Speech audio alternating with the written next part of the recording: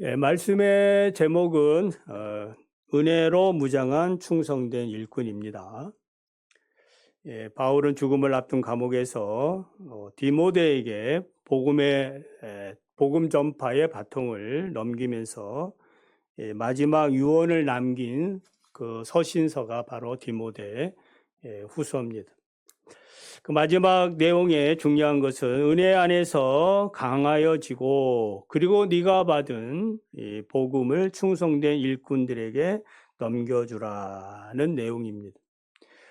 그래서 바울은 은혜로 무장한 이 충성된 일꾼에 대해서 병사, 경기자, 농부라는 이런 직관적인 비유를 통해서 잘 설명해 주고 있습니다. 은혜로 무장한 충성된 일꾼으로 살려면 어떻게 살아야 되는가? 먼저 좋은 병사, 경기자, 농부로서 살아야 합니다. 3절, 6절을 먼저 보게 되면 너는 그리스도 예수의 좋은 병사로 나와 함께 고난을 받으라.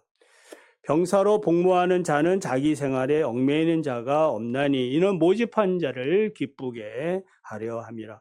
경계하는 자가 법대로 경계하지 아니하면 승리의 간을 얻지 못할 것이고 수고하는 농부가 곡식을 먼저 받는 것이 마땅하다라고 말씀하고 있습니다.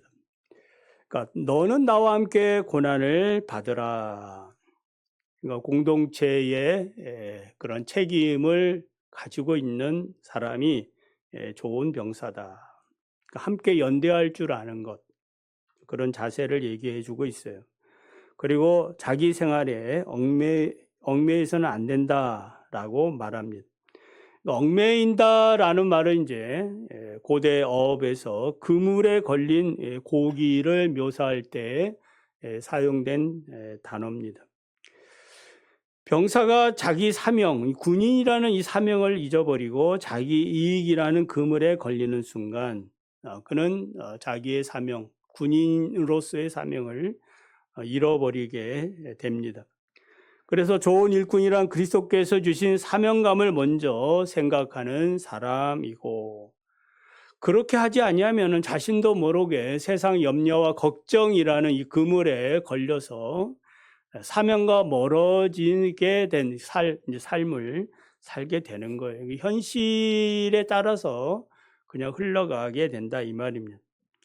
그리고 경계하는 자는 법대로 경계하라고 말씀하고 있죠. 당연한 얘기입니다. 이렇게 해야 그 룰대로 해야 1등을 해도 그것이 인정을 받아요. 승리의 관을 쓸 수 있습니다. 이 법대로라는 말은 이제 단순한 규칙을 넘어서 하나님이 창조하신 이 법칙, 질서, 이 방법을 따라 살아가는 것을 말합니다. 그러니까 진리의 기준, 그러니까 기준이 있어야 되는 거죠. 기준을 따라 살아가야 됩니다. 농부에 비해서 열매를 바라는 자는 먼저 수고해야 한다라는 겁니다. 그러니까 수고함이나 열매를 기대하는 것을 말하죠. 이게 진이 다 빠질 정도로 뭐 대충 수고해서 열매를 맺겠습니까? 그러니까 충성된 일꾼들은 결코 자신의 게으름으로 핑계하지 않는다라는 것입니다. 예수님은 누가복음 9장 62절에서 손에 쟁기를 잡고 뒤를 돌아보는 자는 하나님의 나라에 합당하지 않다라고 말씀하고 있습니다. 우리 모두는 주님으로부터 부르심을 받은 종들입니다. 아멘.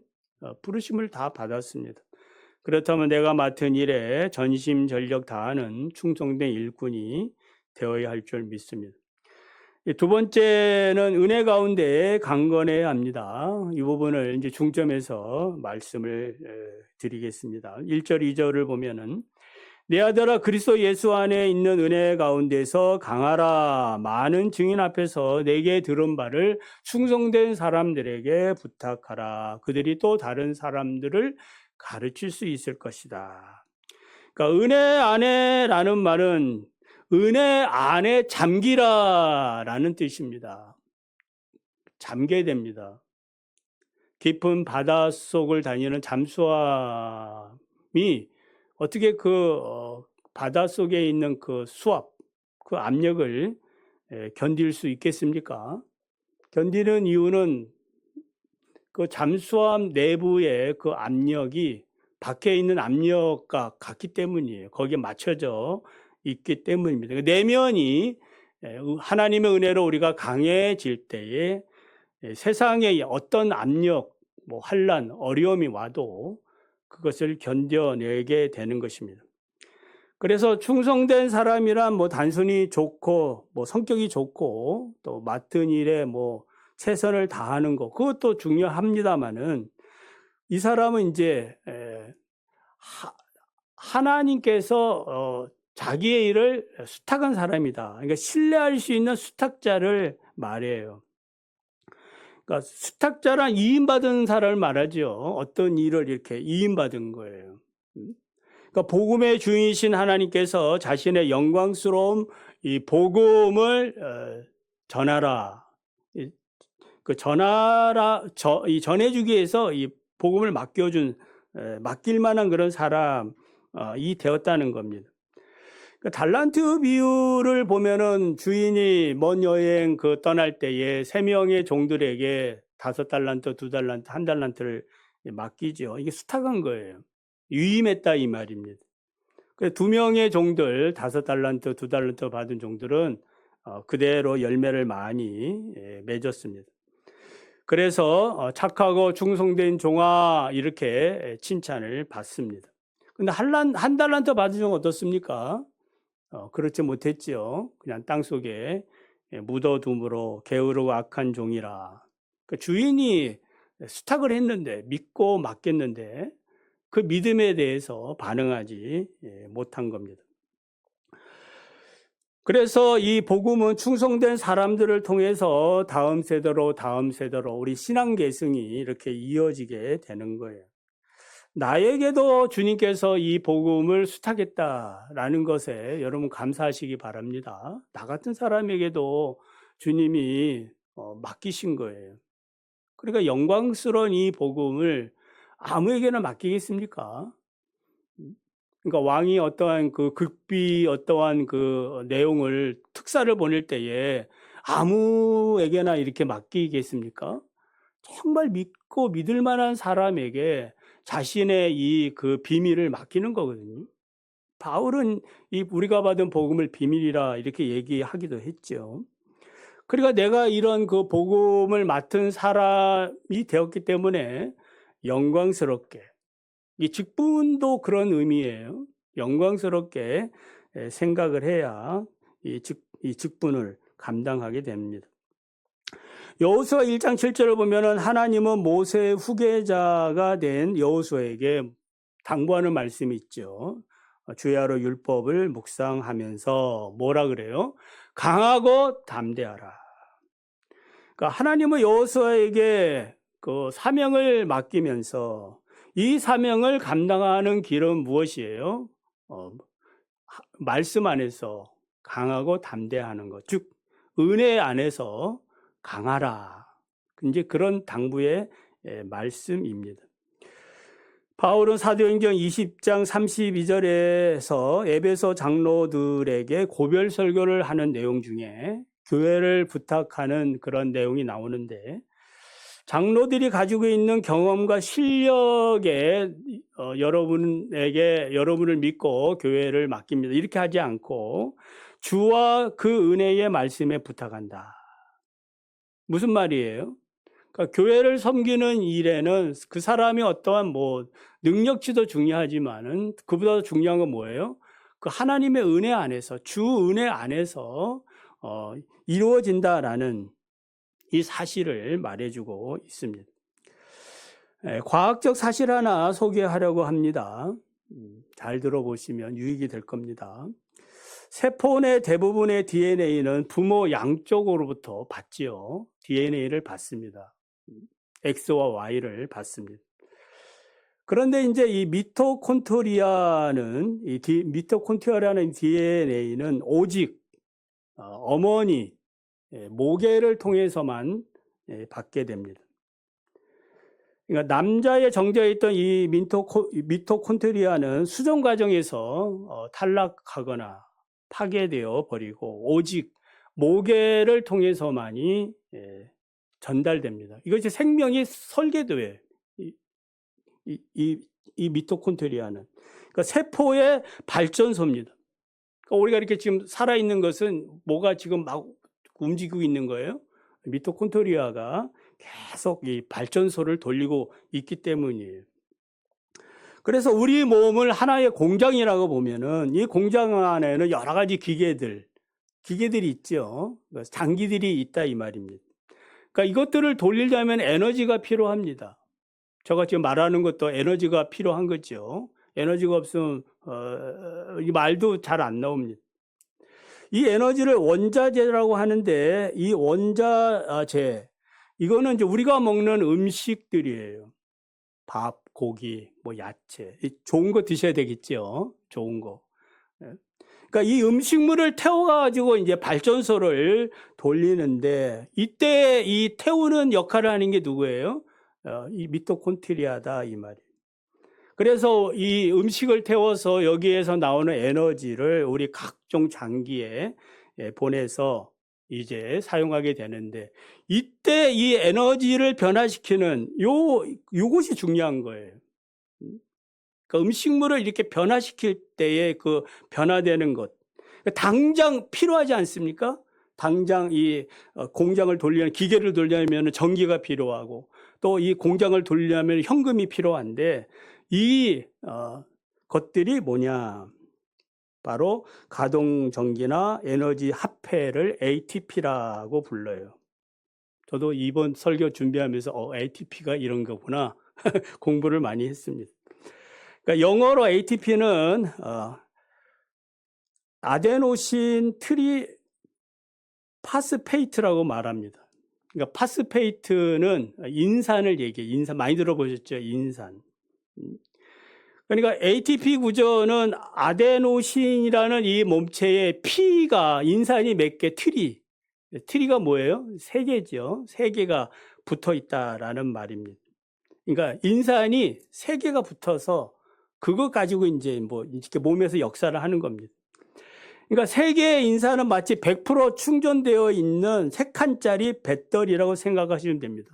3칸짜리 배터리가 있는 거예요. 그러니까 우리가 힘을 쓸 때에 에너지를 우리가 이제 쓰게 되는데 힘을 쓰면은 뭐 운동을 하든지 노래를 부르든지 뭐 밥을 드시든지 뭐 어떤 운동을 할 때에 우리 그 인산 3개 중에 맨 밑에 있는 3번째가 어떻게 되는 거예요?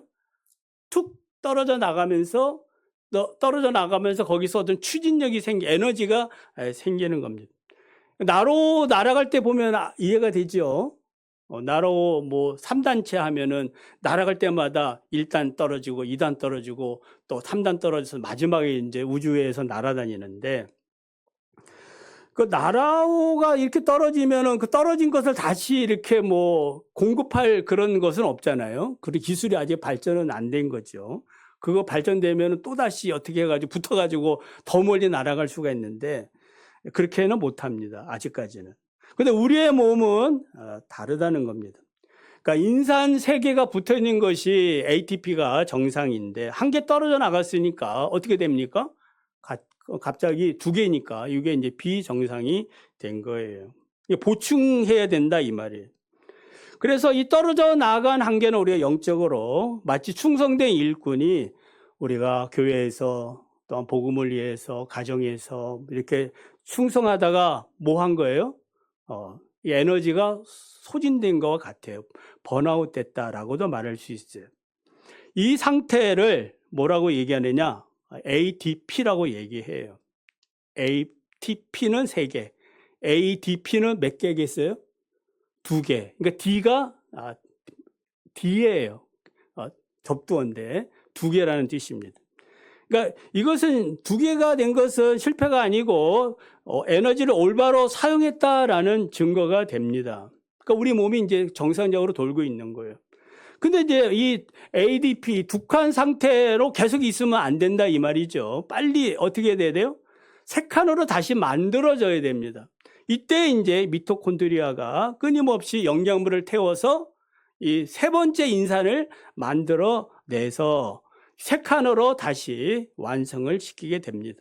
그러니까 이 순환이 계속해서 우리는 보이지 않지만, 우리는 볼 수 없지만은 우리의 몸속에서 계속해서 이것이 ATP, ADP, ATP, ATP 이렇게 반복해서 일어나는 거. 이 순환이 멈추면 죽게 되는 거죠. 세포가 세포 발전소가 이제 끝나는 거니까 생명이 이제 죽게 됩니다. 자, 영적인 미토콘드리아는 어떻게 만들어집니까? 먹는 것이 중요하다 그랬죠. 먹지 아니하면은 이 미토콘드리아가 발생하지 않습니다. 작동하지 않습니다. 그러니까 우리가 이 땅에서도 먹는 것이 주변에 뭐 많이 있죠.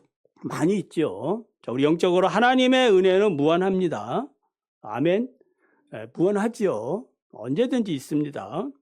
그런데 그 은혜가 내 삶 속에 들어와서 실제적인 능력이 되려면 어떻게 해야 돼요? 그 하나님의 은혜들을 어떻게 먹어야죠. 드셔야 됩니다. 그 은혜를 먹지 않으면은 나의 영혼은 고갈되어 있는 상태예요. 그래서 우리의 영혼이 이 말씀과 기도를 먹음으로 이 활성화가 되는 겁니다. 그래 영적인 힘을 가지게 되는 거예요. 이 음식 중에 가장 말씀과 기도, 이 음식 중에 가장 최고의 음식은 어떤 음식이겠어요? 오늘 우리가 이렇게 이 성찬의 떡과 잔을 받아 먹는 것이 가장 최고의 양질의 그러한 영적 음식이에요.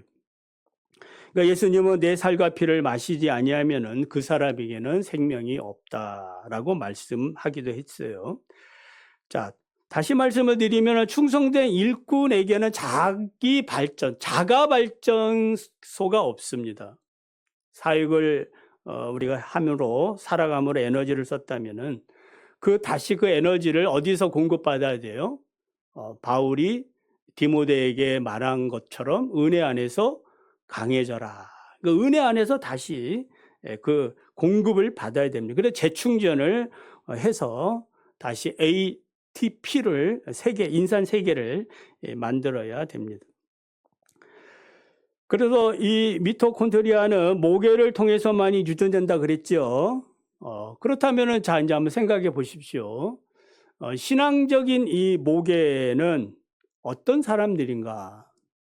우리가 이제 부모가 될 수도 있죠. 영적으로 신앙 계승을 해준 부모가 될 수 있고, 또 부모가 아니라면은 교회에 충성된 그런 일꾼들이 이 영적 미토콘드리아를 가지고 있는 그런 사람들이 됩니다. 이것을 이제 충성된 일꾼이라 이렇게 말씀드릴 수 있습니다. 그래서 교회에 이 충성된 일꾼이 사라지게 되면은 어떻게 되는 거예요? 어떻게 되겠어요? 반주자가 있는데 반주자가 지난주에 이렇게 이제 가족 그것 때문에 안 계셨는데 어떻게 되겠어요? 질서가 많이 깨지는 거죠. 그러니까 이러한 그 일꾼들이 뭐예요? 자기 자리를 지켜나가는 것. 이런 것들이 중요해요. 그러니까 에너지가 서로 공급 주고 공급받고 이래야 되는데 이 에너지가 이제 사라지게 되면은 마치 죽은 세포처럼 생명을 잃게 되는 거예요. 이름은 있지만 교회라는 이름은 있는데 우리 충신교회라는 이름은 있는데 그 이름만 있지 실질적으로는 그리스도의 생명에서 멀어진 그런 이제 교회가 되는 거예요. 여러분 우리 교회가 이런 교회 되기를 원합니까? 그렇지 않지요. 무슨 소리? 목사님 그런 말 꺼내지도 마십시오. 그러니까 생명 있는 그런 교회. 또 우리 교회 찬양을 또 계속 부르지 않습니까? 그러니까 우리 교회가 이런 교회가 돼야 된다.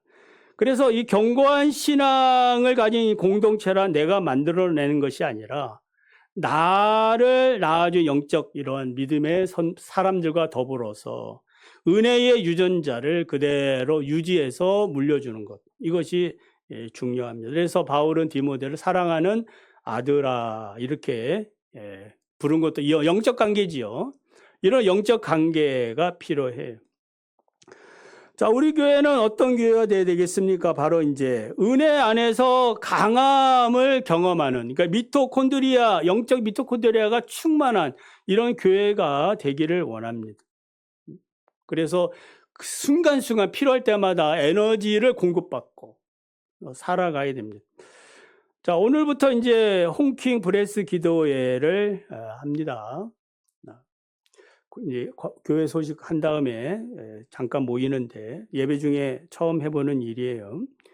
자, 2026년 교회 표어는 말씀에 바로 서 있는 교회입니다. 한 주간 축복 새벽 성회를 통해서 여러분들이 다 그렇게 또 참여를 해주셔서 감사를 드립니다.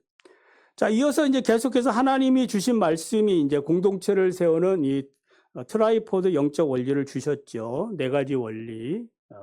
네 가지 원리가 뭐 아시는 분 다 계시나요? 견고한 신앙, 입체적 지지, 공동체의 책임, 거룩한 초점. 이 네 가지를 말합니다. 계속해서 새벽에도 또 수요일에도 또 주일에도 계속해서 이 내용을 가지고 여러 가지로 이렇게 설교를 하고 있습니다. 자, 오늘 우리가 이제 홈킹 브레스 기도에 이 브레스는 축복입니다. 홈킹은 이제 부르짖는 것을 얘기하면 됩니다. 응원하고 격려하고. 자, 이 영적 원리 3단계, 우리가 기도의 3단계 영적 원리 3S로 말씀을 잠깐 드립니다. 그러니까 3S는 그 S, 영어자 S입니다. 쉐어, 기도 제목 나누기. 둘째, 스파크.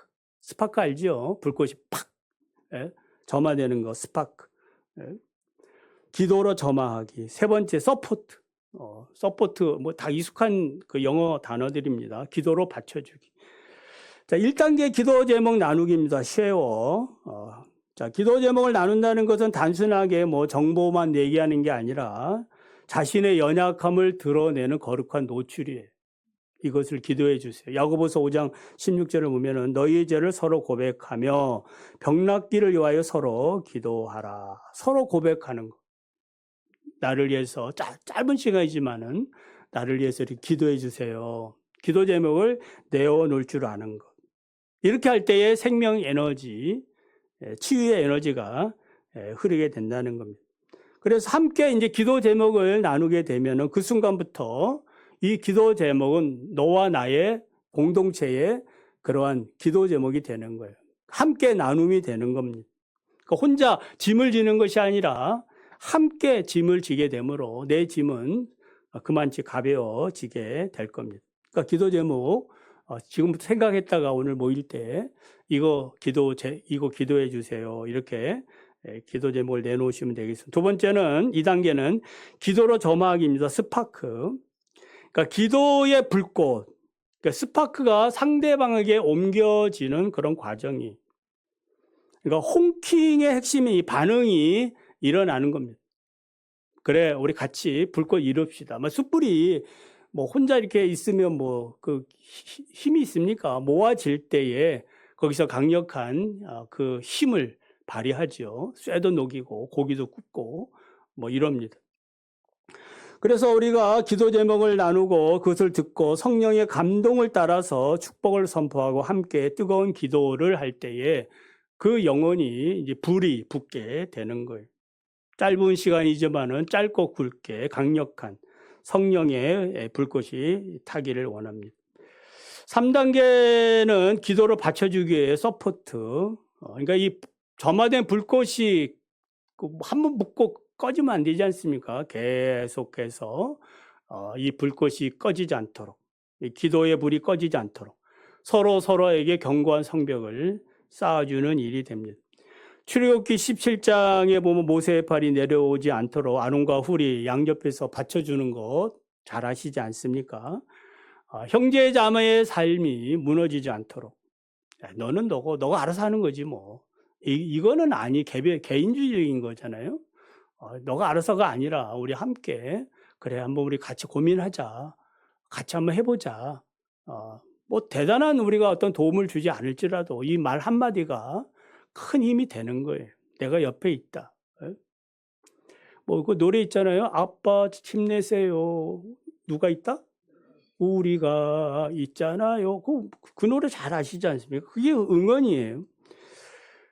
자, 그래서 거룩한 우리가 입체적 지지, 거룩한 초점을 가지고 이런 어떤 풍파에도 흔들리지 않는 견고한 신앙을 우리가 가지기를 원합니다. 그래서 오늘 설교 후에 또 성찬 후에 모이는 이 홈킹 브레스 기도를 통해서 이 영적 미토콘드리아 좀 이해가 되셨죠? 그거 왜 이렇게 우리 몸이 이렇게 지금 살아 있는지 이야기를 했으니까 우리의 영적인 힘도 동일하게 왕성하게 폭발하기를 간절히 원합니다. 그래서 우리 모두 하나님의 은혜로 무장된 충성된 일꾼이 다 되시기를 원합니다.